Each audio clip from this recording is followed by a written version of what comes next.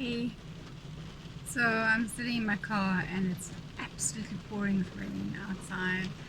Show you, wow, crazy wet. Anyway, I'm waiting for my daughter to come out of work and I decided I'd just record a quick video on self-worth and where we find our validation from. And something I struggled with most of my life is looking for validation from people outside of myself. And yeah, I think it's a tough one because as human beings we are social creatures, and so we seek connection from other people and from our environment, from our family, from our friends, and from whatever environment we find ourselves in. We like to feel welcome, appreciated, that we belong, and it's an instinct. It's something that is built within our psyche to do. But where this becomes a problem is when we are so dependent on that connection and that validation that it determines our self-worth, and it is what informs whether we are valuable human beings or not. And honestly, at the end of the day, our value does not lie in what and how other people respond to us. Our value lies in how we respond to ourselves. And at the end of the day, it doesn't matter whether people treat us very well with love and with kindness. If we cannot treat ourselves with love and kindness, and if we are not giving to ourselves the very things we are seeking from other people, we are going to feel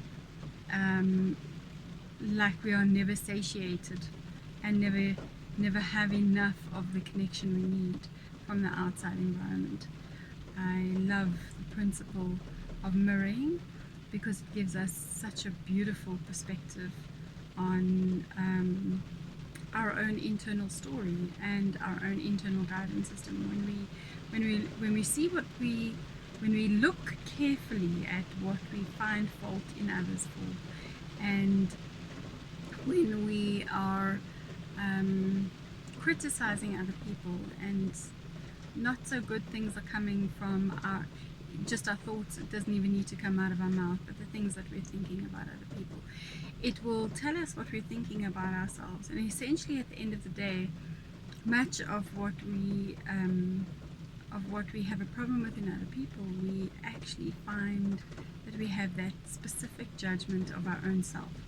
And when we can accept that, when we can discover that, when we can uncover that and recognize that we have that tendency, we can start seeing truth, and we can start seeing our own issues and unpacking those and start fixing them. And eventually we'll be able to be beings of light, being able to love and be generous and be kind without a need for getting anything back. And we'll be able to find joy within ourselves, because if you're a Christian and you understand the second commandment, the first great commandment is love the Lord thy God.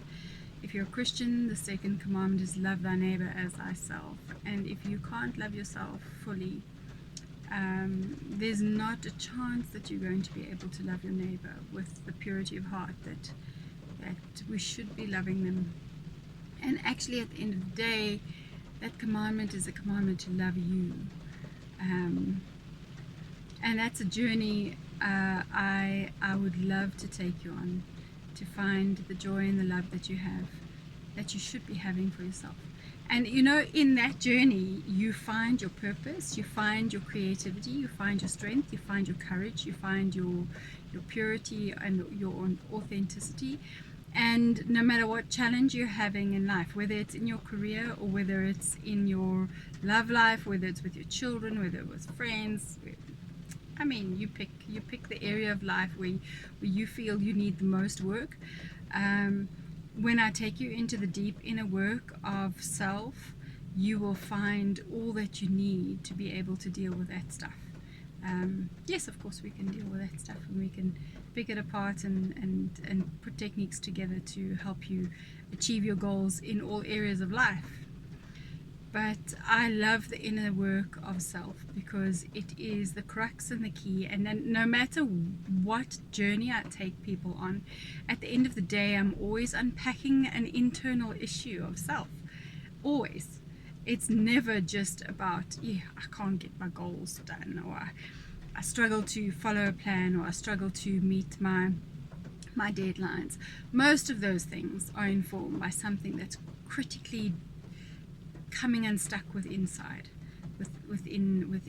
oneself. Anyway, this is a no makeup Sunday. Can you believe it? I actually did a no makeup Sunday video.